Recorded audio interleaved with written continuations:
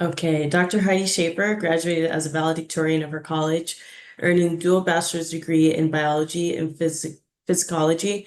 She earned her MD degree from the University of Miami School of Medicine. As a medical student, she was elected ethics representative for her class and was inducted into the AOH Honor Society. She did an internal medicine residency at Jackson Memorial Medical Center in Miami. Dr. Schaefer has been licensed in Florida since 2000 and currently serves on faculty at the University of Miami School of Nursing and Health Studies. She is also a clinical affiliate assistant professor at Florida Atlantic University's College of Medicine. Additionally, Dr. Schaefer is an active advisory board member of Nova Southeastern University's College of Healthcare Sciences. Dr. Schaefer is the proud mother of a 17-year-old son. She loudly advocates for the protection of all children and is a valued board member of the Flight Center and ChildNet, the state's lead agency for managing foster care. For almost 15 years, Dr. Schaefer has committed her efforts to increasing awareness of human trafficking among fellow clinicians. She has educated emergency department staff and thousands of students and faculty throughout South Florida universities. She has been a longstanding member of the American Medical Women's Association and its Physicians Against the Trafficking of Humans Committee. Dr. Schaefer is a nationally recognized expert in human trafficking diagnosis and intervention, and she presented before members of the U.S. House of Representatives in 2020. She has been instrumental in developing and helping to pass human trafficking legislation at local, state, and federal levels. Dr. Schaefer's work has been featured in multiple media broadcasts and print publications. She received numerous awards, including the State of Florida's Human Trafficking Advocate of the Year Award by the Attorney General at 2017 Human Trafficking Summit and the Florida Commission on the Status of Women's 2022 Spirit of Community Award. Dr. Schaefer closely collaborates with victim-centered organizations and human trafficking task force, such as the South Florida Human Trafficking Task Force and the PBSO-led Palm Beach Human Trafficking Task Force. She has served on the executive board of the Broward Human Trafficking Coalition and is the immediate past president of the Human Trafficking Coalition of Palm Beaches. Without further ado, Heidi, kick us off. Thank you, guys. Very happy to be here talking about one of my favorite subjects, mental health for children. I want to thank FAU School of Social Work for bringing this to light. I hope it catches like wildfire across all the departments at the university, even FAU High School, which matriculates these kids directly from middle school into college. Talk about a big transition. We really need to wrap our arms around these kids, provide them with services, let them know it's okay to not be okay, come in for help, because kids are more than a test score. And even if you care about academics, which we should as people in the education field, we know that patients or children in this case will do better when they're not stressed out. They'll perform better on tasks. They'll do better with their grades. So we really should take an interest in this discussion and really pay it forward to all the students, especially our student body. As we know, a lot of us went through a lot of difficult times during COVID lockdowns, but the children got hit the hardest. We see the academic deficits as a result, but we also see things like depression, anxiety, suicidality. All of that went off the charts, went crazy during the COVID lockdowns because kids need to socialize. They need interaction. And at their age group, which right now, if you look at on a college campus, for example, it's in the Ericksonian stages of things like identity versus role confusion or isolation. These are stages where they have to decide their sense of self. Do they want to be intimate? Do they want to get into an intimate relationship? And do they want to take the chance on a risky sexual behavior that could have not only psychological effects, but obviously physical effects? So these are really important things that we have to think about when we're taking care of our student body right here on campus.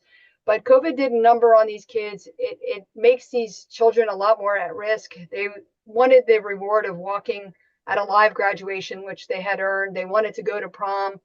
They were deprived of all these rites of passage. And we have a right, we have the ability to make them feel better.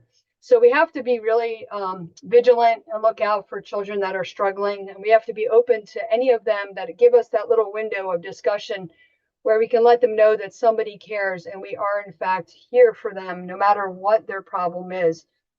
We really need to stop the stigmatization of mental health. A lot of people, even in today's world, think mental health is this dirty word. And I can tell you, as a physician who's treated both mental health and physical health, I've never had a patient come in complaining or embarrassed about their diabetes, that their pancreas dysfunctioned and now they have to take insulin, or somebody with a heart issue saying, I now have an arrhythmia and I'm mortified to tell you that my heart isn't working. But when it comes to the brain, we have this discrimination where we're like, mental health is not okay. And yet that's an organ too. And I would say it's the most important organ. You can't have physical health without mental health and vice versa. So we really have a great opportunity here to intervene. I'm excited today that we all came together. Like the title is, we want to come together and help these mental health children survive and thrive. At the end of the day, each of us can do our individual part if we care enough. I'd like to turn it over to the panel because I know we lost a little bit of time with technical difficulties, but they're going to fill in some gaps for us and they're going to help us roll up our sleeves and figure out how exactly can we make a difference. So with that said, I'll turn it back over. That's great. Thank you so much, Heidi. Much appreciated with all of your wealth of knowledge and experiences. That is a great kickoff for us to begin with our questions. And we're going to start with Dr. Meldrum. First question for you, Dr. Meldrum, if you're ready. What does the latest research on youth mental health reveal about patterns of depressive symptoms and suicidality in recent years? Well, thank you. And I also would like to thank Dr. Schaefer and other panelists and organizers for inviting me to be part of this important discussion. I've spent the better part of 15 years approaching mental health from the perspective of a criminologist. And many of our theories of crime focus upon things like negative emotions and how those can be related to substance use and delinquency. So this is something that's very near and dear to my heart and near and dear to my research. So what I figure I would do for everybody is provide you with some information on the most recent trends over time in terms of, sorry, a second. In terms of both depressive symptoms and suicidal thoughts, which two are the most common ways in which longitudinal trends in youth mental health are looked at.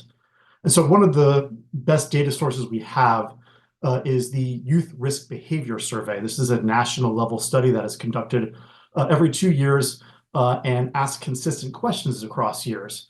And in particular, one of the things that they always ask high school students is about feelings of hopelessness and sadness during the past year.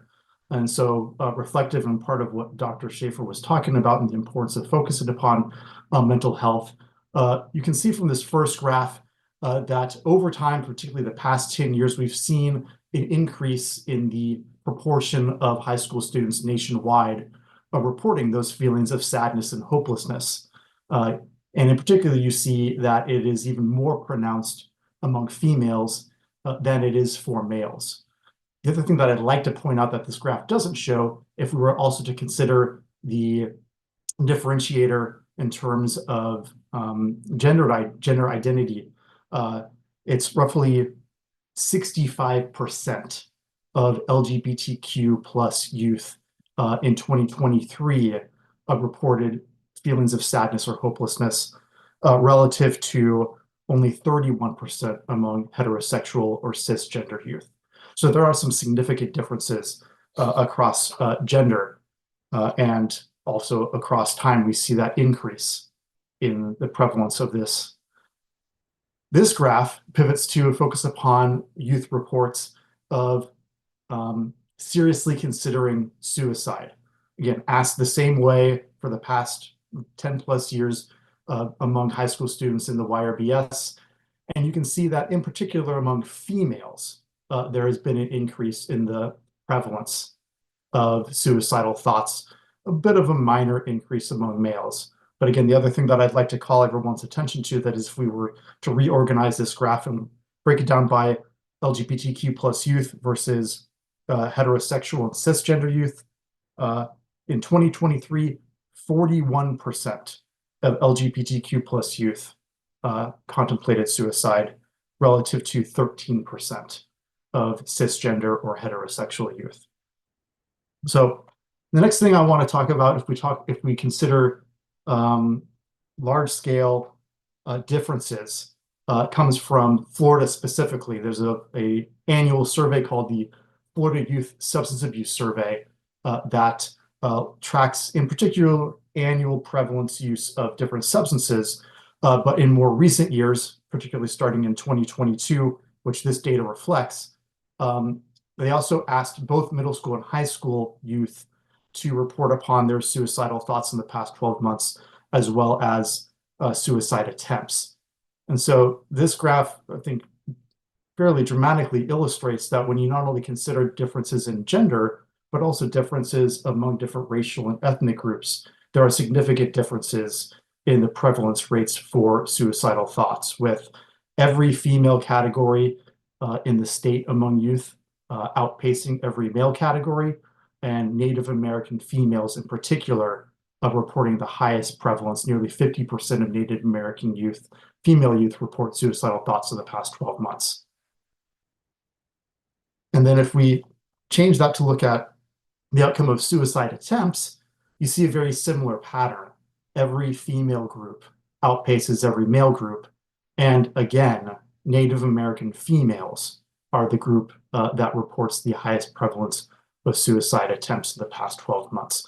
And with a very large and diverse Native American population within the state of Florida, this is something that has stuck out to me as very important and a group to focus upon that really needs support.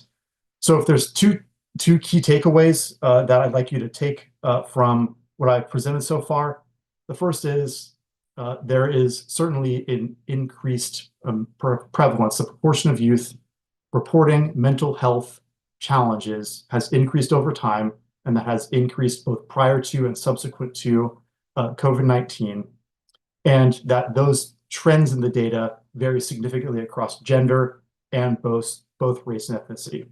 So I'll leave it to the next panelist to continue the discussion. Thank you. Thank you, Dr. Meldrum. I did want to follow up on that really quickly. I noticed that you mentioned earlier about how youth mental health has been on a decline in recent years. What are some of the modern day factors unique to this always connected generation? When I say always connected, meaning connected through social media and such. What is some of the research there? And the digital, in particular, the digital world in recent years? I'd be happy to comment upon that. I did want to provide the other panelists opportunities to answer some questions, I believe. Sure. So any of the panelists, if you have any question, if you have any response to the question, as far as the latest research in regard to what Dr. Meldrum has spoken to, please feel free to chime in. I think it's important that youth are offered spaces where they can have emotional connection, spaces within families. As a family therapist, I can tell you that having open and non-judgmental communication with families is very important. But like Dr. Schaefer was saying, it's also important for schools and community programs to also foster those spaces where there's active listening, empathy, emotional literacy. So when we look at our youth mental health, one of the important things is to have spaces in which they can have self-expression, right? Whether that's through school and after school groups or mentoring programs, but they need spaces where they can build trust. And so the research shows that youth need at least one supportive adult in their life in order to overcome these obstacles that we're speaking of. So whether it's a mentor, a teacher, but someone who's consistent. And the research shows that those youth that have at least one supportive adult have more positive outcomes, especially in the area of mental health and overcoming these challenges. So that's something that as a community, we need to pay more attention to. Another thing we need to pay attention to is being more trauma-informed, right? Taking a more trauma-informed approach with our youth in whether it's in therapy, whether it's in our school-based initiatives. And some of those approaches look like offering more choices to youth when possible, being more collaborative with youth when possible. Also providing spaces that provide respect, confidentiality, and listening to youth and their boundaries, right? So their boundaries are very important to them. Then we look at mindfulness practices, teaching emotional regulation, stress management tools, and again, building these spaces and programs that help youth, one, rebuild trust when trust is lost, because trust is lost during traumatic experiences, and also teaching youth and communities how to do emotional repair when there is trauma in communities, such as many of the communities that we've worked with, or the communities that we live in where a traumatic event has occurred. So on the first question, I would say one of the takeaways to address the youth challenges that Ryan brought up is to be kind, kindness day to day. So be kind, listen, be aware of feelings, also validate feelings. Those things are important to our youth. Thank you, Dr. Adam, for making that critical connection that really helped bridge the gap from research to practice, creating those supportive spaces. Dr. Schaefer, if I could move on to you. I know that you have expertise in the field of human trafficking, and that kind of rolls in, it kind of is another connection or segue into those supportive spaces and what that means. So can you help us understand what that is and why minors are generally easy targets? Yes, I definitely will be happy to speak to that. One thing that kind of came to light when the last panelist was speaking is about the COVID pandemic. Not only did it cause record numbers of anxiety and depression, but kids were locked down with their abusers. And the number one reporter for child abuse are teachers, but kids didn't have access to a live classroom. So even though the numbers of crimes went through the roof, nobody was there to really report it. So we have a lot of work to do. But human trafficking was also one of the crimes that occurred a lot, especially since kids were forced to be online. Even little kids that maybe had never been online, didn't know the dangers. And I can tell you here in Palm Beach County, the number one way they're getting to our young kids is through the computer. So there has to be better supervision of that. But to give you an overall definition of trafficking, I'll read you the statute definition from 2000. It's the recruitment, harboring, transportation, provision, or obtaining a person for labor or services through the use of force, fraud, or coercion. That would be labor trafficking. Sex trafficking has the same exact definition, except the caveat is that the form of forced labor is commercial sex. Now, kids under the age of 18, the law says that they cannot consent. So what's great about that is prosecutors don't have to prove that a minor was fraudulently tricked into doing sexual acts for money, because by definition they can't consent. So there's no burden of proof on a prosecutor, which is probably why we see a lot more successful cases of child sex trafficking than we do other forms of the labor trafficking or even adults. But I will say this, that the definition of in my mind of trafficking, if I was in an elevator and they said, what's this all about? It's really exploitation of a vulnerability, forcing someone to do labor they don't want to do. And again, that could be sex. And to be honest, the two categories oftentimes are interconnected. We'll see a kid that's forced to dance in a strip club, but then they're forced to do a child begging ring on the streets. So we can see a combination. But because of that vulnerability, and kids in general are vulnerable, they just don't know the dangers of the world. Maybe, fortunately, they haven't been exposed to how evil some people really are. They have this magical thinking. I think when we were teenagers, we could all kind of agree that we thought we were invincible. Our parents didn't know anything. We knew everything. We drove recklessly, not realizing we can harm ourselves or others, because that's what happens. You're invincible when you're a teenager. And again, you're in that intimacy versus isolation stage. You're in that identity versus role confusion stage. So we're trying to figure it all out, but it's very confusing to our very underdeveloped stages of brain at that time. And a lot of times we're making emotional reactions. So groomers see that. They can take advantage of young kids, and they do it really well. And now that there's a computer, they can definitely groom many, many different kids at different times, and they can do it all at once. Whereas maybe before they had to go to the local mall or the movie theater or the bowling alley to try to get these kids in their car or to convince them that they should come with them. Now they're pretty brazen. They'll pull right up to the homeless shelter and they'll offer these kids that are runaway youth a place to stay. And you'd be surprised, but in about 48 hours, 1 out of 3 of those kids will get in that car because they just want a safe place to sleep or what they think is going to be a great meal, which turns out to be McDonald's. But if you're a runaway youth, which by the way, most of our youth that are running away are LGBT rejected youth, they're getting kicked out of their own homes because of how they identify, or frankly, something's happening at home. So when people talk about runaway youth, and that's a major risk factor for trafficking, I always say, what are they running from? We really need to look at the root causes. So some of the root causes why kids, obviously, besides the fact that they're immature, their brains are not very developed, are easy targets, are some just associated things like 83% of them come from poverty homes. We know that because the National Human Trafficking Hotline reported that data just last year, and it was astonishing to see how much socioeconomic status can really impact them.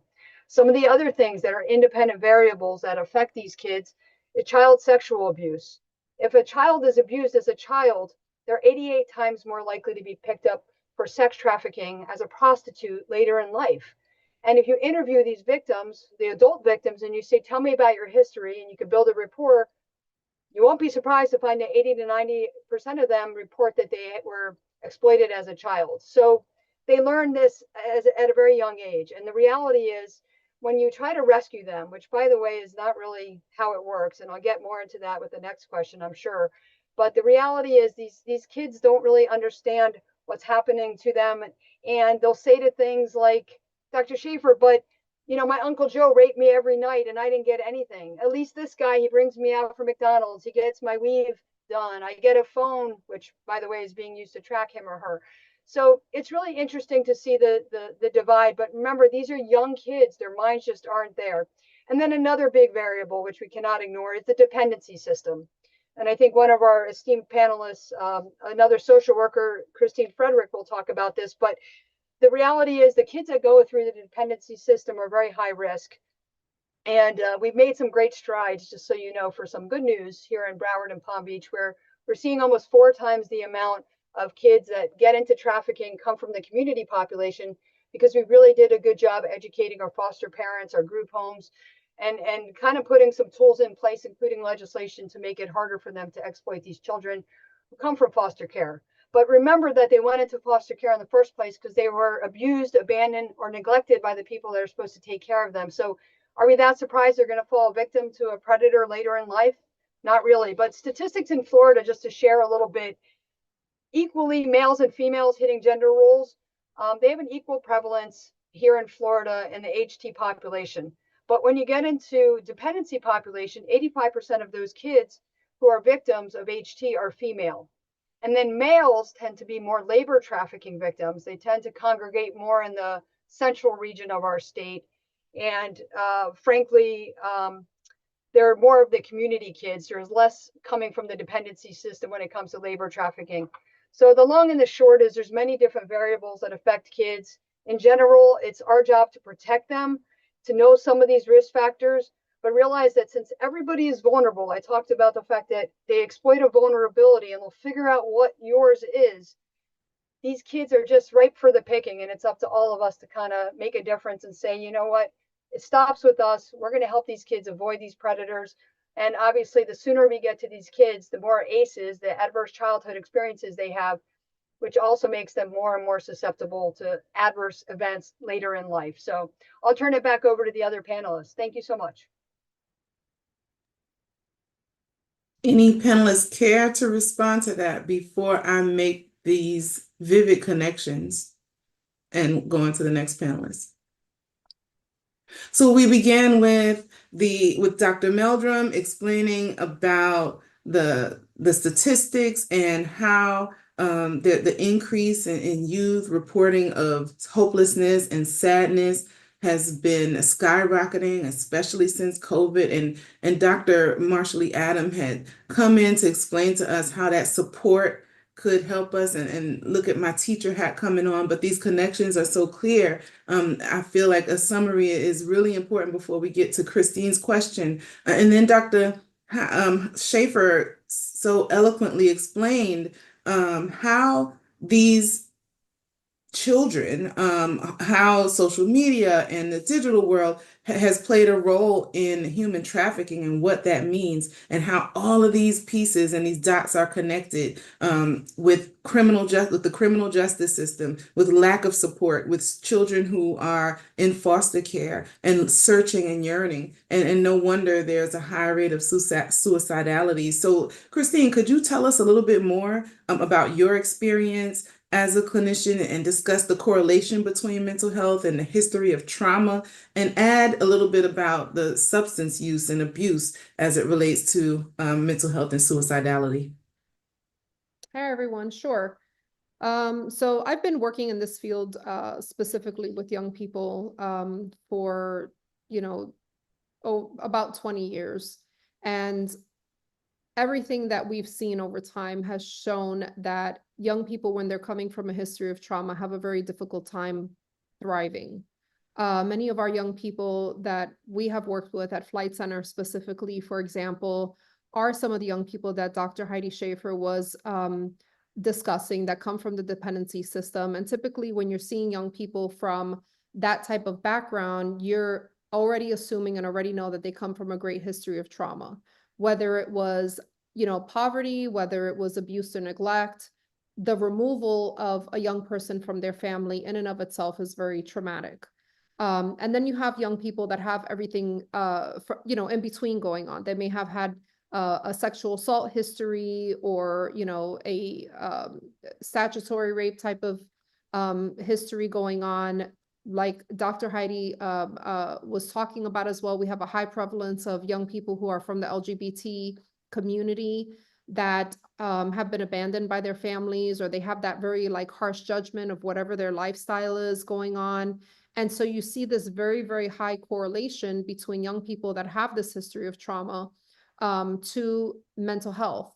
One young person in particular, that comes to mind for Flight Center, that was something that was tremendously impactful for me when I first started as a CEO of Flight Center 8 years ago, was a young lady by the name of Carmen. And she had been through, had come through the foster care system. Both her parents were deceased at this point, and she had just this overwhelming feeling of sadness, feeling alone in the world. And no matter what we did to wrap her with services, she had been through every service provider that we connected with. She had tapped into every resource and every agency that was part of our system of care to get services. But there was just this overwhelming sadness that she had, and this overwhelming loneliness that she was facing now as a young adult that had kind of aged beyond our system of care. So she was about 24 years old. Typically at that time, our foster care population, once they hit about 22, a lot of the services start to peel off. She would still come to Flight Center, but obviously there was much more limited resources 8 years ago than what I've been able to develop now. And there was just not the mechanisms in place for her to be able to get that consistent behavioral health care that she needed. She obviously came into Flight. When she came into Flight, we would all stop. We would all, try to embrace her and wrap her with all of our love and whatever supportive services that we can put into place. But it was much more limited at that time. And she knew that. And, she would come in and then she would kind of disappear into the world again for another couple of weeks and then come in again. That young lady, unfortunately, as much as we adored her, she ended up overdosing, an accidental overdose, because what happens is that a lot of our young people self-medicate in order to try to manage their trauma and try to manage some of their behavioral health barriers and challenges, because they're not necessarily connecting with that one supportive adult, let's say, that is going to be really there for them and carry them through. Or maybe they do have some supportive adults around, but again, some of the mental health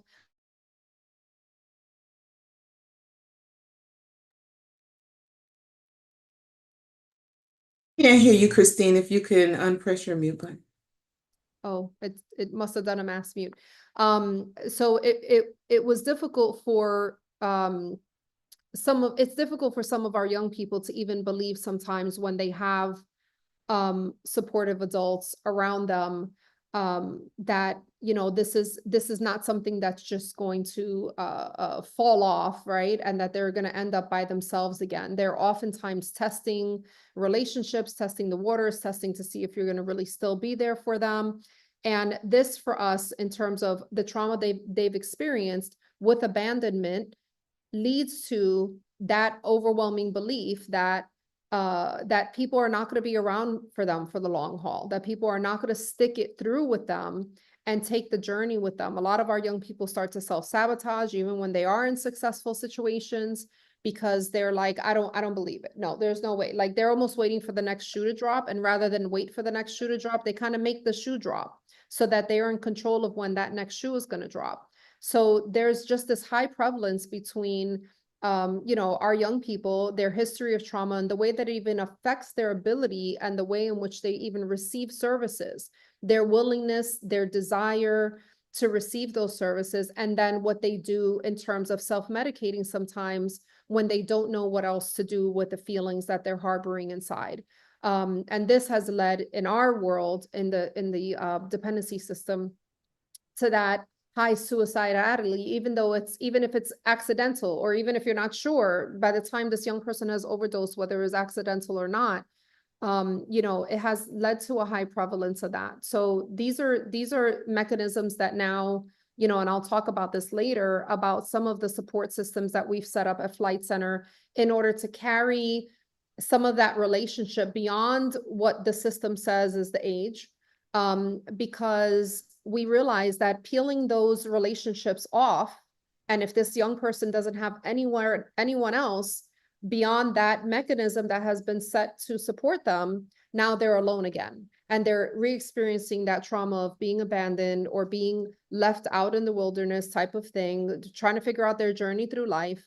They're left with that feeling of being alone again. And in the case of Carmen, she had no parents that she could even rebuild a relationship with because they were dead. So for the rest of her life, she's thinking, I'm carrying this journey by myself. Who's going to be proud of me at 30 when I do this? Who's going to celebrate with me at 35 when I buy my first house? Like, so that overwhelming sadness really came from that place of being abandoned, whether it was her parents, obviously it wasn't their desire necessarily to abandon her. Now they had passed away, but she ultimately felt abandoned. And so you go through these cycles with young people sometimes where you're trying to get them to help, but they have these overwhelming moments where trauma is knocking on their door. And then there's current experiences that are happening that are re-traumatizing them and dredging up those feelings all over again. And this to me has really led to the highest prevalence of, behavioral health going untreated, young people maybe not being in the place to really receive it. And as well as, again, a high suicide rate, whether by accident or on purpose by our young people, because there's just this overwhelming feeling of hopelessness. So what I always preach is that we have to move our young people from surviving to thriving. If you are in survival mode and you're constantly like, I have to survive, I have to survive, I have to survive, there's nothing that is going to move you from that to thriving if we're not talking about meeting your immediate needs and really trying to deal with what you're dealing with at that time. You're constantly going to be thinking about, am I safe? Do I have food? Do I have shelter? Am I about to get hurt? And you stay stuck in that cycle. And that's where the situation becomes a chronic situation with our young people rather than an acute situation. If we take the time to just address their behavioral health at the time that it's happening, really pour everything into it, then it could be an acute situation that's short term versus something that becomes chronic and, for the rest of their life. And I'll stop there because I can go on a soapbox forever about this. I could listen for a while. Thank you so much for that, Christine, and for sharing that riveting story. Heart very much touched my heart and others. I'm going to move on to Dr. Meldrum here. If you could tell us a little bit about, earlier, you spoke about how youth mental health has been on a decline in recent years. What are you seeing in the research literature as some of the modern day factors unique to this always connected generation that might explain the decline in mental health and youth mental health? Yeah, great question, Atencia. And before I answer that, I happen to see that we have Trustee and Vice Chair Ernie Ellison on the call with us tonight. So thank you so much for coming and joining and spending your time with us. Thank you know, very this much. issue of- Yeah, of course, you're welcome. I think because it's been an entire day talking about why do we see these declines in youth mental health over the past decade. So I'm going to choose to focus upon just two because they're in my research wheelhouse and something that I've been looking at the past several years. And so I am going to go back and share just one more, if you will indulge me, one more slide. And so a lot of my research is focused upon the role of sleep at both a population level and at an individual level, and how that might relate to a variety of mental health and emotional and behavioral outcomes. And so, again, using data from the national YRBS that focuses upon high school students, what we see is some fairly interesting trends in the data when you look at the proportion of youth who report getting 8 or more hours of sleep at night. And if, for those of you on the call who don't know, the National Sleep Foundation recommends approximately 8 to 10 hours of sleep at night for middle school and high school aged youth. And what you can see from the graph is that regardless of the year that you look at, less than a third of high school students are getting the recommended hours of sleep, which has some significant policy implications on its own. But what you can also see is that from 2020 or 2007 to 2021, there was a significant drop in that proportion of youth who report getting the recommended hours of sleep. And particularly it started to drop off around 2013 and then accelerated through 2021. What I've then put on top of that is the orange data line as well that reflects all genders, all races, the proportion of youth reporting that sadness or hopelessness that I talked about earlier. And you can see that from 2007 to 2021, that increased, right? So I can't infer causation here from just this simple graph, but when you see that sleep is on the decline and hopelessness and sadness is on the increase, right? It suggests that there could be this important link. So the other thing that I would call attention to, and I'll just come back to the regular screen, is the second factor that has received probably the most attention from the media, the most attention from the public and in the news has been social media use, right? So that's the burning question is social media use destructive, right? And so what we've seen from the hundreds of studies that have now come out now is that it depends significantly on how you are defining social media use, right? Conventional social media use can be actually quite beneficial for youth. So what the research tells us is that problematic social media use could be one of the culprits contributing to declines in the proportion of youth that are experiencing increased levels of depression, suicidal thoughts, and other anxiety and things like that. And problematic social media use reflects the idea that there are almost addictive-like symptoms to social media use, where youth are substituting their activities they might have normally done with other people, and now they're spending the time on their phone instead. That they are experiencing or reporting symptoms of actual FOMO, fear of missing out, right? That if they are too far away from their phone, that they're unable to check their TikTok or their Instagram feeds or whatever it is, that they are somehow missing out on things, right? So there's probably a portion of youth where they are engaging in unhealthy social media practices, and that likely could be linked to the larger population trends in deteriorating mental health. And then the final thing that I would just add to that is there's also this three-way intersection between a focus upon sleep, mental health, and social media use. And that in part is reflective of the fact that a lot of the time that youth are spending on social media happens at night. And there's a very large documented literature on the effects of blue light and screen time use in your bedtime, right? So there's a whole host of unhealthy sleep hygiene practices that social media has likely contributed to. And so if anybody is interested in understanding what sleep hygiene is and the different practices that you can promote for your teens or other youth, that's something that I'd be happy to talk about in the Q&A or at a later time. But I will make sure that I allow sufficient time for the other panelists to contribute additionally to our ongoing discussion. So thank you.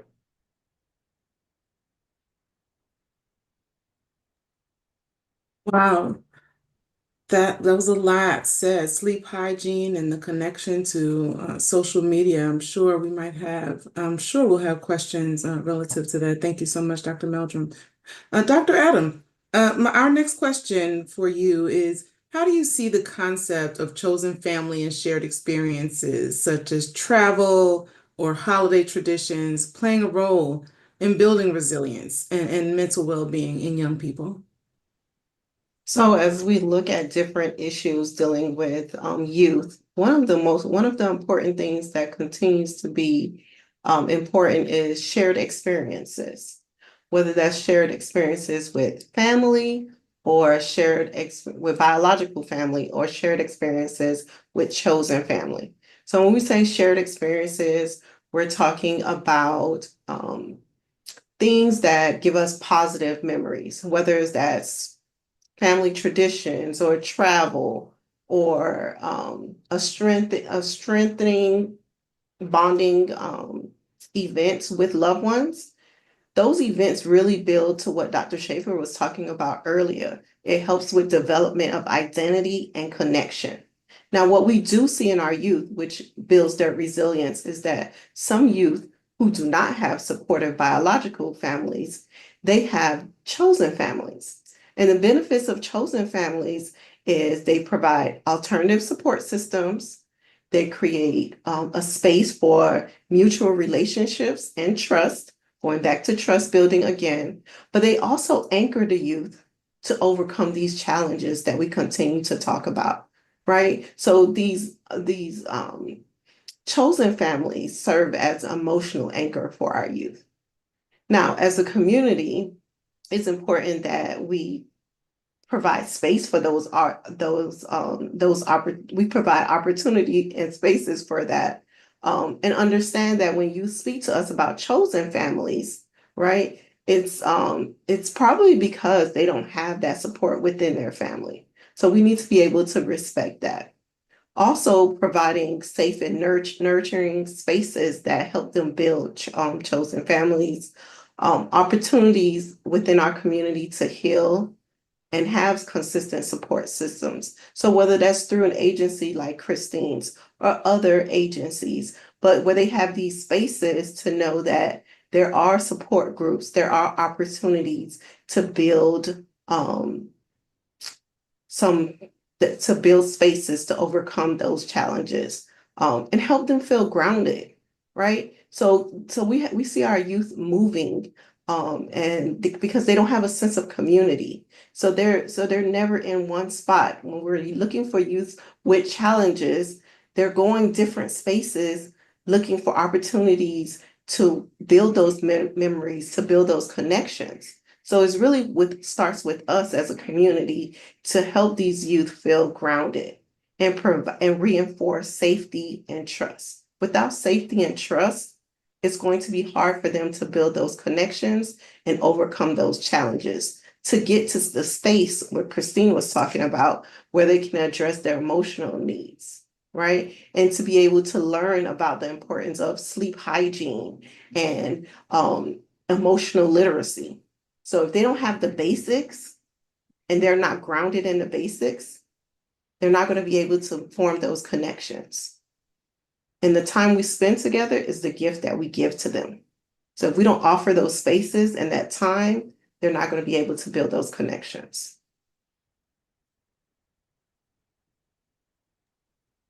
So true, Dr. Adam. Those connections are vital to helping to prevent some of the concerns that we're addressing in this crucial conversation tonight. Dr. Schaefer, if I can go to you with the next question. Your expertise is in the field of, I'm sorry, following up from my last question about human trafficking. So what are some of the impacts of child exploitation and how can clinicians intervene in this? Well, you can imagine they're far reaching, right? It affects every aspect of their life. Socially, they're distanced from their peers. They don't learn basic life skills, which Flight Center, for example, will teach them. How do you pay rent? How do you be a good tenant? How do you change your air filter? We take it for granted. If you have parents or loving families by choice, as you alluded to, that's great. But what if you don't have that? You need somebody else to give you that helping hand. So socially, they just become a mess because they're denied the right to education, which is so important, right? We're educators. We want to get the next crop of clinicians. In my mind, I want the doctors to not only be competent, but I want them to be compassionate. And so when I teach at the School of Medicine, I feel like I'm doing that. I'm giving them not only the tools of how to diagnose, but how to really treat a patient, the art of caring. It's just so lost in some ways. But I think FAU is like top tier. They're doing some wonderful things.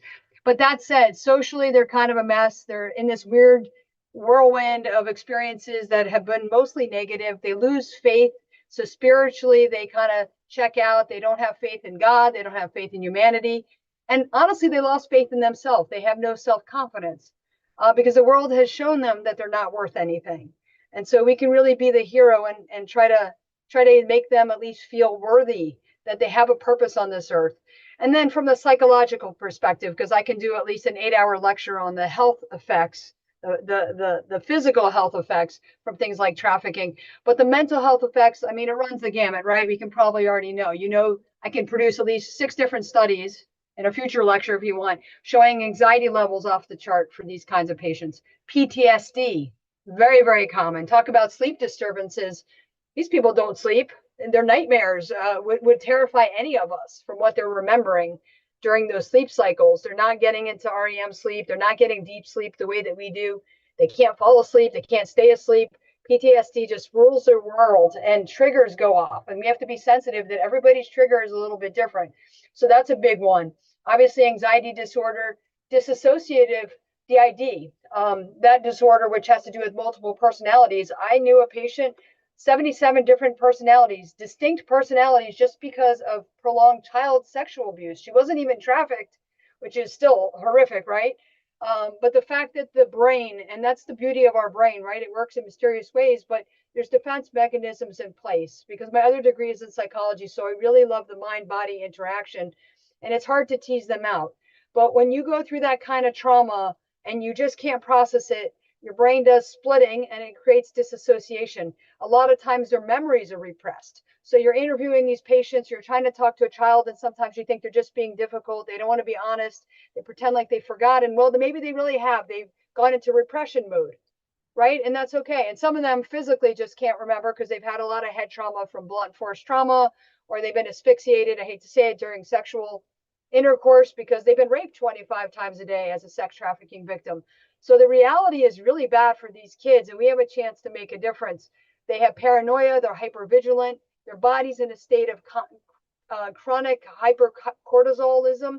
So they're in this adrenaline rush all the time. They're always waiting for the next shoe to drop. They have an exaggerated startle reflex in little kids. You'll definitely see that. They're clinically depressed. Suicidality is very, very common. And then they have things like body dysmorphic disorder, which a lot of teenagers have, right? But they'll also have additional issues like psychosomatic disorders, conversion disorders for our social workers in the room here. Substance abuse, somebody mentioned that earlier. Well, who wants to be raped 25 times a day? You might voluntarily want to be subdued with medication just to check out so you don't have to be present. But it's a really common thing that we see in the minors. There's like 5, I would say if I have to give you 5 major ones that I've seen in my research over and over again for outcomes related to health in minors, it's suicidality, very, very high, STIs, sexually transmitted infections, very common, obviously, unwanted pregnancies, unplanned pregnancies. When you interview these patients, they can't even tell you how many abortions they have. They honestly don't know the whereabouts of some of the kids that they produce, which are probably being used in infant porn. I'm being very graphic because this is the reality our kids face or could face if we don't intervene. Substance abuse, I already mentioned before, but that's one of the big 5. and injuries related to violence. You'll see that on examination. Even if you're not a doctor, if they're across from you on a couch and you're interviewing them and trying to build rapport, you will notice obvious signs of abuse. The leading causes of death, just in case you're wondering, for a child on the streets and doing sex trafficking, for example, it's homicide. So they succumb to murder, or HIV/AIDS. And that's really pathetic because we have a lot of great treatments for HIV/AIDS, but these kids are not brought in for care. They don't get the drugs that are so readily available because they're expensive, and basically they have to make a quota. So who cares if the merchandise dies after 7 years, which is the average lifespan for someone on the streets performing sex trafficking acts. So what can we do? This all sounds very horrible. The first thing we can do is what we're doing. We're bringing this into the light, saying, you know what, mental health should not be stigmatized. We need to talk about it. We need to reach out. We need to let kids know it's okay to not be okay. And FAU, for example, which has kids all over its campus, that they care. And the fact that you have a trustee listening to this, it just warms my heart, because frankly, we know things happen on campus, whether we're a perfect campus or not. There's going to be underage drinking. There's going to be risky sexual behavior, sometimes college rape. We've seen it on campuses. I don't know what campus doesn't have some form of rape going on, but we need to provide services, and we need to meet these trauma patients where they're at. And that's my biggest advice, is everybody comes in a different flavor and size. Some will want to meet you in a park. They don't want any walls. They don't want to come into your office and be confined. Actually, when I do an exam on a patient like this, I talk them through everything. Literally, I'm going to come around you now. Is it okay if I close the door? Do you want to sit at the seat closest to the exit if that makes you feel more comfortable? If you only want to stay for 5 minutes, we'll reschedule you at a time that you would like. And you just got to meet them where they're at, because everybody has different needs. Most of my victims, honestly, they just want to come in and sleep for days. They just want to be in control. And when you get into trauma-informed care, which I think Christine will probably hit on, you know, those principles are pretty basic, but we tend to forget them because we're in a rush. We're not exhibiting patience. We're not exhibiting non-judgment and building rapport appropriately. We're not listening to the patient. We're already on our next question. We're judging them in our own way, thinking, okay, well, this one's a drug user. Let me go ahead and call the psych hotline and refer them, because I don't want to deal with that kind of patient if they're just going to keep using drugs, or they're not going to take the medications I prescribe for them as prescribed. But we have to dig to the root cause of these problems, and then we can be a true advocate for these kids in crisis. And whether they're your own kids or somebody else's kids, what you learned today, if you learned one thing from any of this Zoom session, please bring it to somebody else. Maybe there's a grandmother out there that doesn't realize the risk that their child has by being on Snapchat or Discord. You know, a 7-year-old shouldn't be on those things. But we have to start the discussion. And I feel there's so much hope.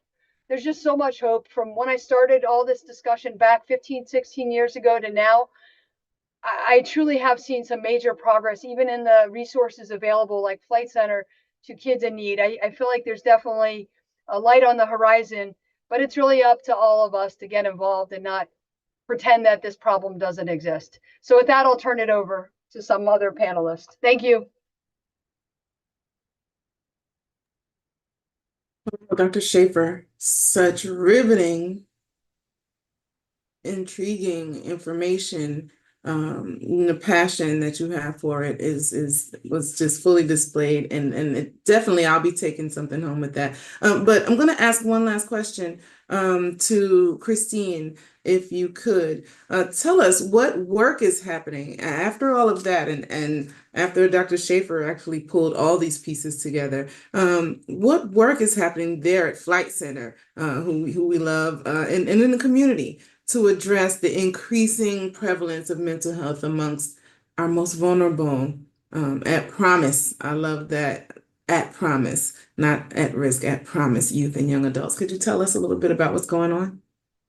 Yeah, so I mean, you know, I told you guys a story of Carmen, and I told you that story because a lot of what we've developed at Flight Center since the passing of Carmen and so many of our other youth that we've lost along the way to prevalent mental health issues is relevant to, you know, what we are doing now. Currently at Flight Center, we have developed a whole wellness center that is kind of like almost an individual segment of Flight Center, where we have really elevated the work that we're doing, behavioral health and physical health wise. We've really worked on integrating our behavioral and physical health delivery of services. We have an on-site clinic now at Flight Center, a physical health clinic, which is like the first of its kind probably ever in the state that is focusing on young people that are just primarily in that transitioning age, right? Young people transitioning to adulthood, whether they're community youth or dependency youth.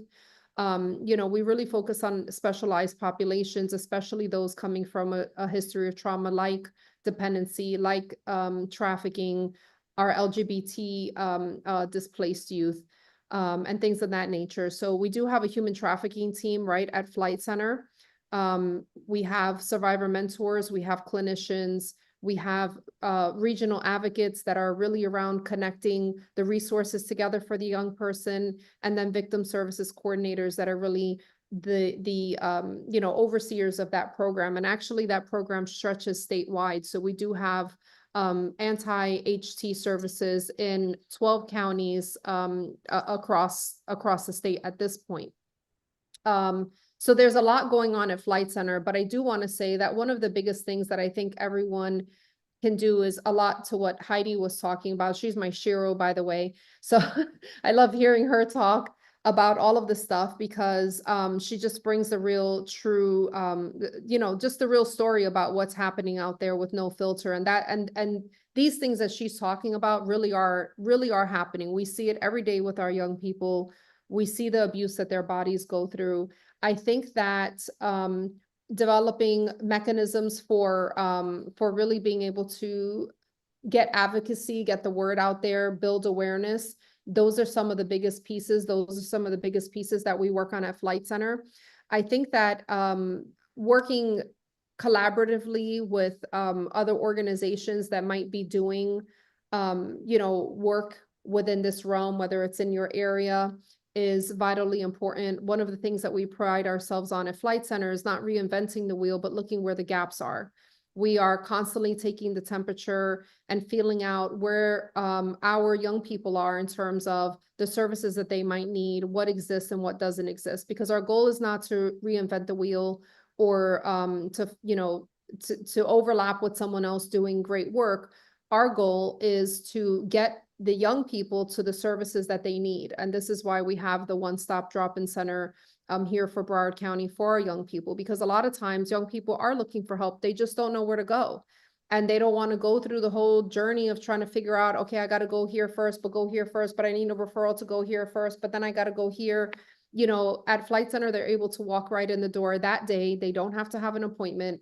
And we begin triaging whatever barrier or challenge it is that they're facing at that day. We do have a crisis interventionist on staff that is a licensed behavioral health professional. And we did that because we do see so much crisis come into the center, and you're really evaluating right at that moment what you need to do in order to close the wound, if you will, from bleeding out right at that moment, right? Then there's long-term work that needs to be done in terms of healing and the journey and all of those things. But sometimes we have young people that are walking in the door that are quite literally emotionally bleeding out as they're walking in the door. And that stopgap, like that triage that you need to do, that crisis intervention to try to stop that from happening, to try to either determine whether they need to be Baker acted, because sometimes that is, the best place for them if it's really severe, or whether they just need that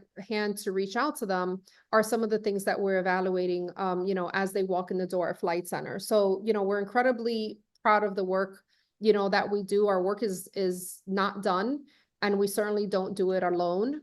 But I think that by creating enough, education around this topic, we can really get somewhere. Some of our young people didn't even realize that they were being trafficked. They wouldn't even have considered it being trafficked. They've been so just exploited and manipulated and things like that, that they don't even realize what's happening sometimes.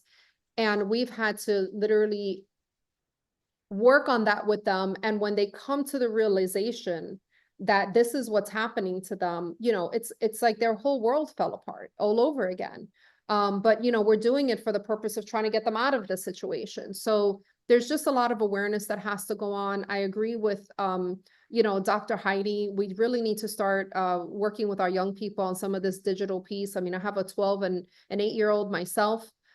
They do not have social media. I am like all in their phone. I'm all in their stuff, investigating all the things, asking all the questions, educating them about things, because half of the journey or half of the problem is just the lack of awareness, and parents or family members thinking that trafficking, behavioral health, any of these different pieces won't affect them. And really, it doesn't have a look. Obviously, if you have a lot of trauma going on in your life, that you have a higher prevalence. But our young people overall are struggling, and it could be from anything from them being ashamed to their literacy not being where it needs to be, stemming from COVID, to any of the different pieces. Social media exasperates things so much because now you have an imprint in time of whatever mistake you might have made. Now it's there forever, where back in the day you could make it, you move on, and nobody knew, it didn't end up in the news, and you keep on going. Now it's around forever, and it gets passed around, and people start to bully you through this mechanism. So there's just so much that our young people are facing. And I think that the less that we are in the dark about it, the more upfront that we are about it, the more willing we're able to confront it and really wrap our young people with love and support, the better off, all of our young people will be.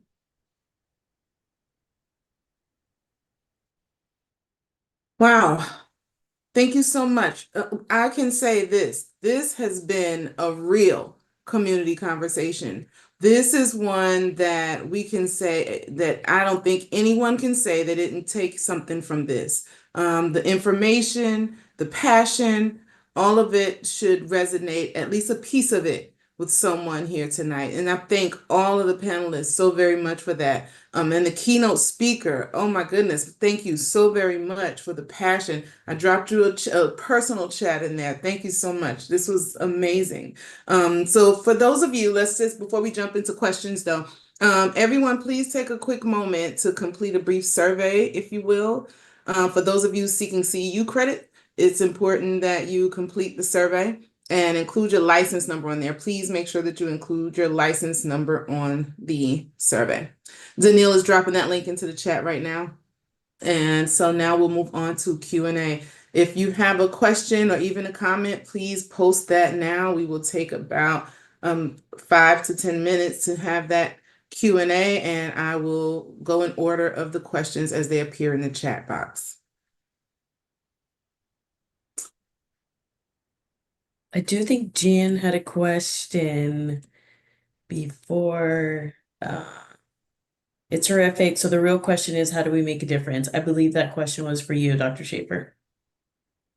Okay, I'm happy to take that. Can you guys hear me? Yes. Okay, fantastic. Well, being aware of this issue is really the issue, right? People want to bury their heads in the sand, and that doesn't help our kids any. So once we learn about this, let's educate everybody we know. It's not a comfortable topic to bring it up at Thanksgiving dinner, but are we asking, are the kids okay? And are we really listening when we ask that question? Or are we the parents, because we're all guilty of it at times? Oh, you don't want to hug your Uncle Edgar? Why do you want, but that would be rude. You have to hug him. But maybe there's a reason that kid doesn't want to be forced to touch somebody else. Maybe there's something going on underneath underneath the surface. So the other thing that we could do, at least regarding human trafficking, obviously everybody knows about the DCF hotline, or at least they should. If you're even over the age of 18, anything that's going on that's fishy with kids that you suspect abuse, you must call 1-800-96-ABUSE. If you think there's human trafficking going on, I would encourage you to also call the abuse hotline that's specific to human trafficking, because the people that answer that hotline are familiar with that crime. They have investigators that specifically deal with those types of cases because they're very hard to prosecute, as I alluded to before. And that number is 888-37-37-888. 888-37-37-888. You don't have to be a clinician. You don't have to be a social worker. You could just be an average person in a hair salon. You see something funny. You see a branding on a neck of a young girl who looked like it was not done properly, and she looks very uncomfortable with the gentleman that's with her that doesn't look like he's related to her. Or maybe he is. And that's the other part of this. We need to stop putting people into boxes. Anybody could be a victim and anybody can be a perpetrator. It used to be we were all taught about stranger danger and the creepy guy at the schoolyard. But the truth is, perpetrators look like me and you. victims are me and you, even at my age, and I'm kind of old now. We have definitely seen some of my fellow women who are searching for love online, and I can tell you the people that they're meeting on the other end of the certainly not they don't have good intentions, let's put it that way. So the reality is just keep your eyes open. If you see something, say something. Obviously, clinicians, there's a whole different spectrum of how we can help these people once they're in our office. They come to our ER, we plant that seed. Hopefully, they know there's a safe place to come back. And sometimes they'll surprise you. And it'll be that 16th time that they're being seen for bleeding out of their private parts. I won't get too graphic, that they finally decide that they've had enough.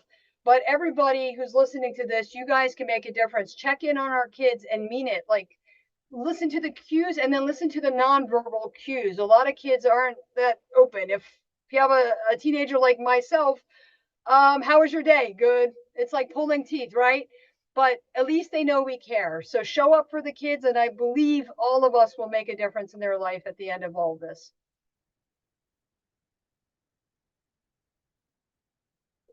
Tancia, you're muted.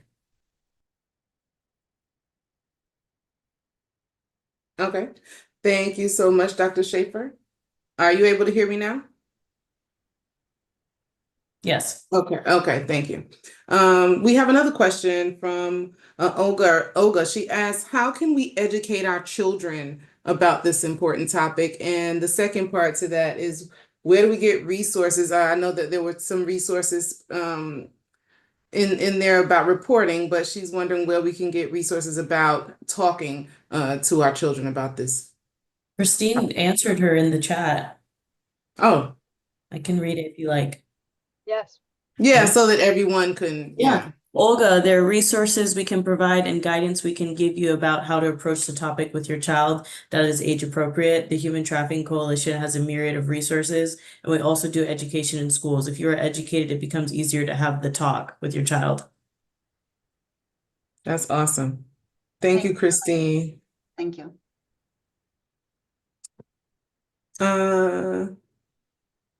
And Catherine asked if Dr. Meldrum could share the sleep hygiene best practices for youth that you had mentioned earlier, especially for children with their own tablets and screens and social media platforms. Yeah, so I mean, there's a variety of ways in which parents can work with their kids, or teens can work on their own sleep hygiene. They range from a variety of things to, to the extent you can sleep in a cool environment. I mean, I know that seems like an obvious thing, but especially here in Florida, where AC costs can be sky high, especially in the summer. We sleep best at about 72 degrees, and everybody might think, well, wow, that's really hot, or some people might think that's really cold, right? But there's a particular temperature that we naturally are able to sleep better at. There are things that can be done, like using blackout shades to reduce the amount of ambient light that is in the room. That makes it able to go to sleep more quickly, go back to sleep if you do wake up in the middle of the night. Controlling caffeine consumption, really trying to cut off caffeine after about 4 p.m. At the latest, because caffeine is something that stays in the body and peaks about 4 hours after you've consumed it. So if you're trying to go to sleep at 8 o'clock at night and you've had an evening coffee or an evening Mountain Dew or an evening energy drink, right, that's going to conflict with your ability to go to sleep. Particularly to the screen use stuff, I mean, parents in particular can really work with their middle school and high school age kids to utilize a lot of the technologies that the phones themselves now have in them that allow you to track the amount of time that you're spending on social media. It'll give you daily or weekly reports on which platforms you're spending time on.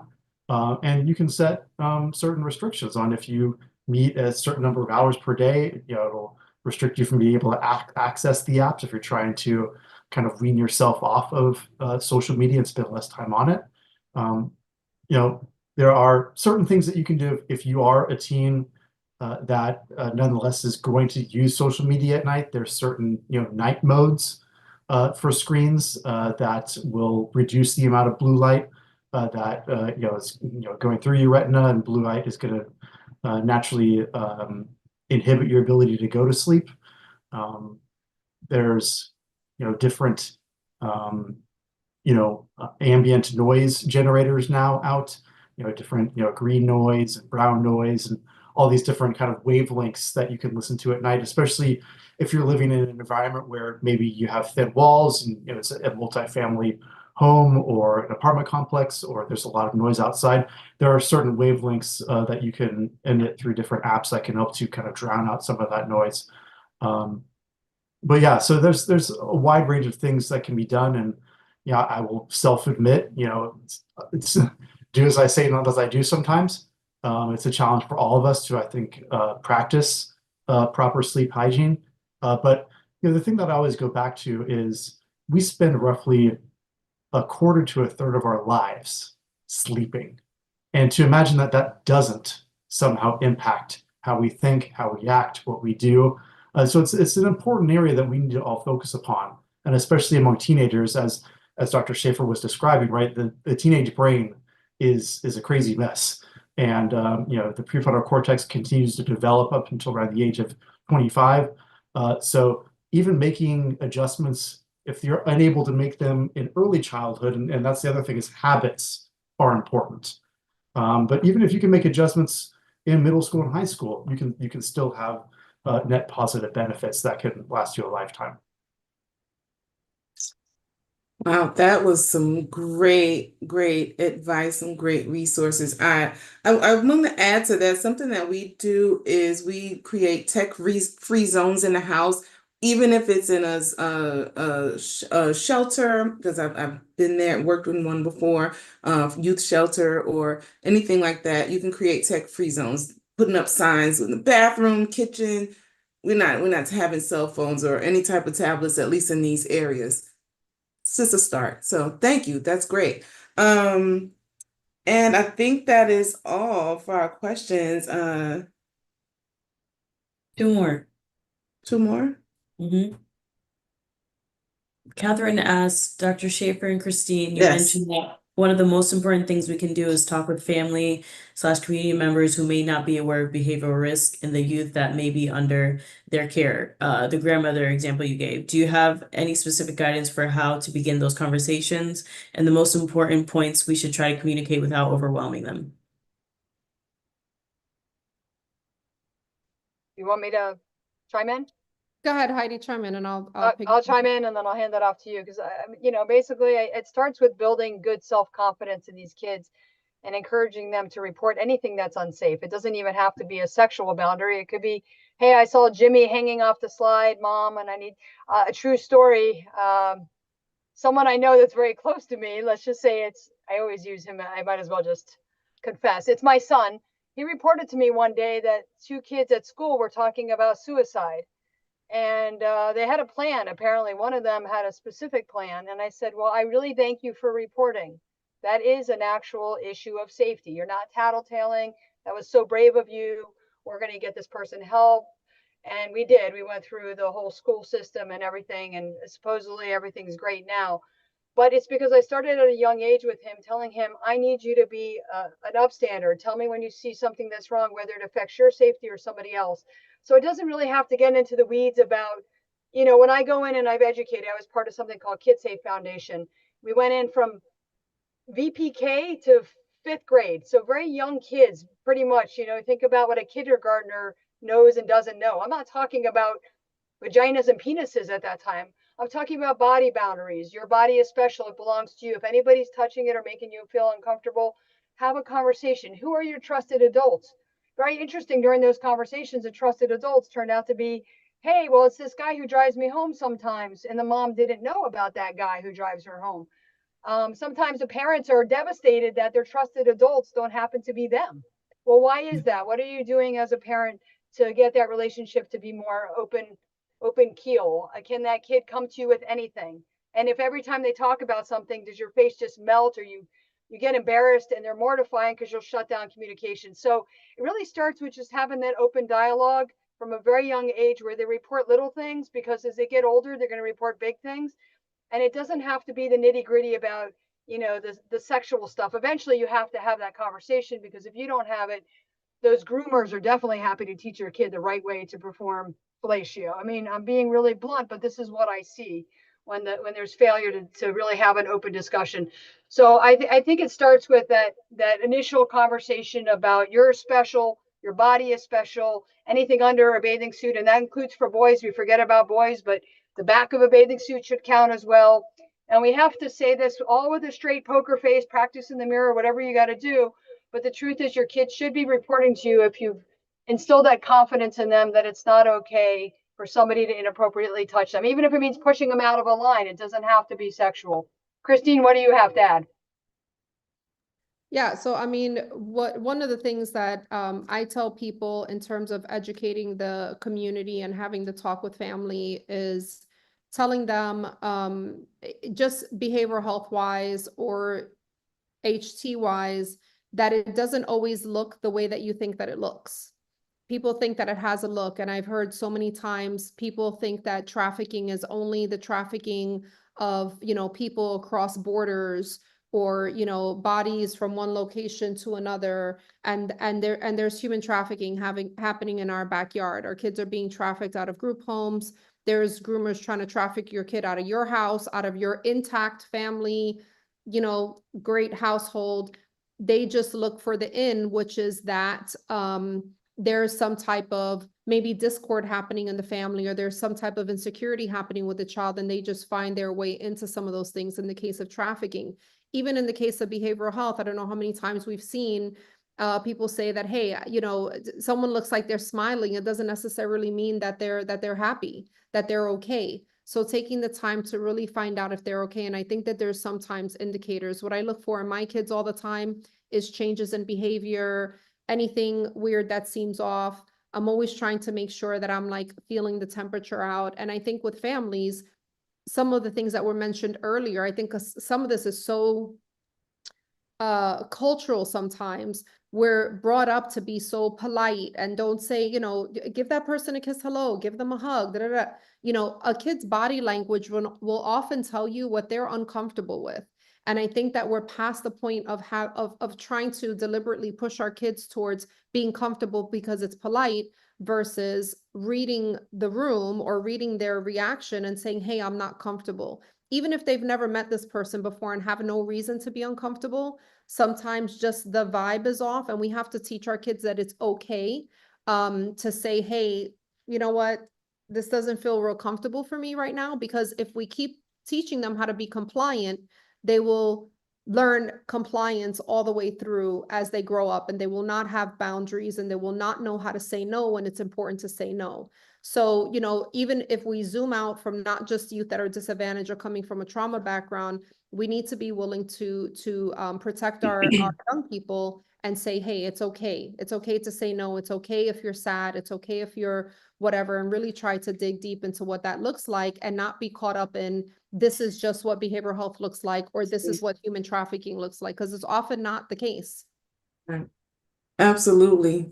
Whew. This is so good. I'm gonna go one more question. If you all could answer, if the panelists could answer this in maybe 2 minutes. I will say that any other questions that arise, if you would like to send them to us, we will put our email in the chat box, and we can get those answers to you from the panelists.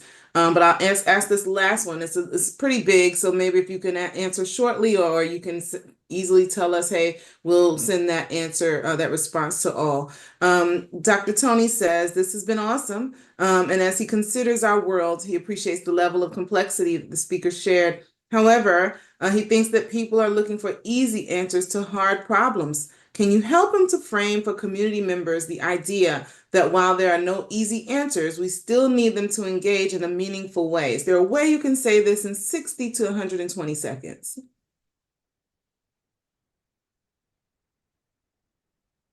I can say that it goes back to the research that shows that youth need that at least one individual in their life to be that anchor, to be that emotional anchor. So as a community member, there are many community-based resources where you have the opportunity to be that one person, or like Dr. Heidi says, we have a campus full of students.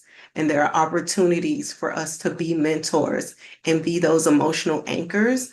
So as a community, just building that space and making yourself available with this awareness that we've given you and additional trainings that's offered through communities and different organizations like the Flight Center, but just being that voice and being that space is important. I would chime in and say also that we need to remind community members that, engaging in a meaningful way behooves them and benefits them as well, because even if they feel like this doesn't affect me, this is not happening to me, like as a society, we all integrate and we all interact with each other, and eventually it's going to end up in your backyard. So finding ways that, and it's going to end up affecting people that you care about. So it might not be in your household at that moment, but it's going to get damn close real soon. So in terms of really encouraging community members to engage in a meaningful way, you have to explain to people that, I consider us, especially in the social work world, I know there's a lot of students here from different professions, but we're guardians of the community, if you will, right? Just the same way as a healthcare profession, you're kind of guardians of healthcare and things like that. For community members, what community do you want to have and what community do you want to leave behind? And I think, when I ask people that question, what do you want to leave behind? It might not be happening in your household, but what about your grandchild? And what about your niece or nephew? What about all these pieces? You have to think that way in order to say, you know what, I do need to engage. I do need to be involved. And if you don't have the funding, like, just to give money to an organization, I think a great point was brought across about being a supportive adult in the life of a young person, because it does take that at least one supportive adult for a young person to be able to reach out to that they find as a safe person.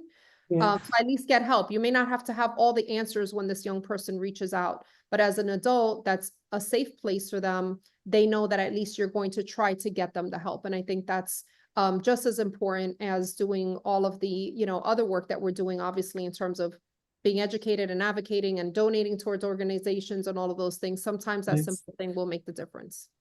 Thank you so much, Christine. Oh my goodness. I am so happy, honored to be a part of this and surrounded by people with so much knowledge and information to share with me. And what you said is something that I always have. It's my quote that I'm from Alice Walker that I keep. Look closely at the present you're constructing. It should look like the future you're dreaming. So I thank you for that.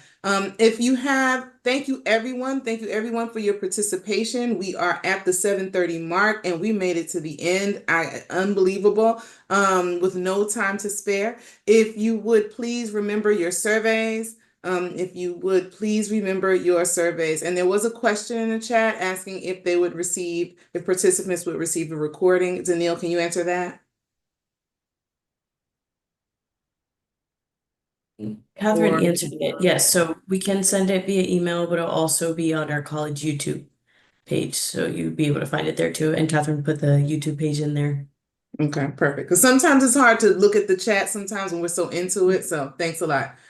All right, everybody. Have a wonderful evening. And I look forward to seeing you all in the next community conversations.